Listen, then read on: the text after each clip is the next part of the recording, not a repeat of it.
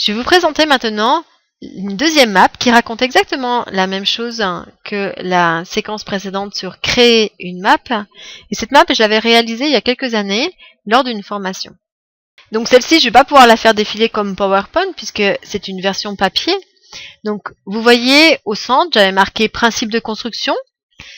Donc sur le principe de construction d'une map au format paysage, donc vous voyez ici, il y a un peu plus de symboles parce que ça correspondait au champ humain. Ensuite, on écrit au cœur, dans son centre, le sujet et on va détailler une arborescence via des branches.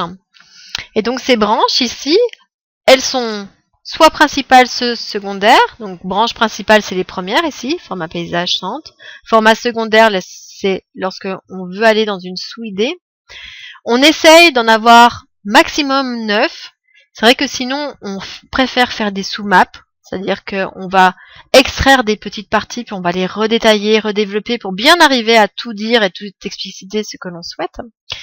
Et donc sur les branches, on va écrire des mots-clés, qui sont des éléments évocateurs. Et ça, c'est intéressant et important pour les élèves, et en particulier pour nos élèves qui ont des difficultés, qui sont les élèves dyslexiques, parce que du coup, le fait d'avoir 1 à 3 mots-clés par branche, on n'est pas dans la phrase. Donc ça va permettre à ces élèves qui ont des difficultés dans l'écriture et dans le français de gagner énormément de temps et de prendre confiance aussi et d'arriver à produire des choses. Pourquoi ? Parce que aussi ça va nous permettre de gagner de la place. Si on part dans des phrases, on ne s'arrête plus. Ça va être intéressant pour une lecture également. Vous voyez ici, on peut lire rapidement, on peut comprendre toutes les idées sans qu'il y ait de phrases, et ça va nous permettre également d'aller de plus en plus loin dans nos idées de manière assez simple.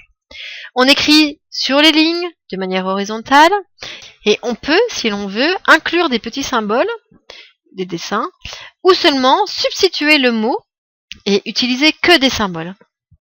Ensuite, on utilise la couleur, ça peut être intéressant pour l'organisation, pour structurer, pour différencier les choses.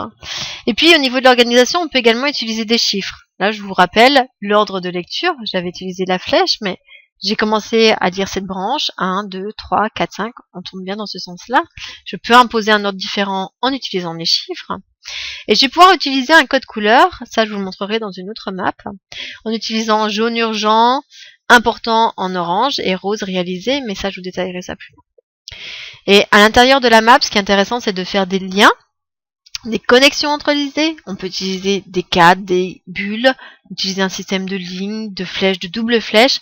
À vous d'être créatif. C'est-à-dire que là, c'est vous qui faites votre style, c'est votre map. Vous la personnalisez avec vos symboles, vos idées, votre création dans la forme des bulles, dans ce qui vous fait plaisir. Donc là, on est vraiment en train de développer la créativité.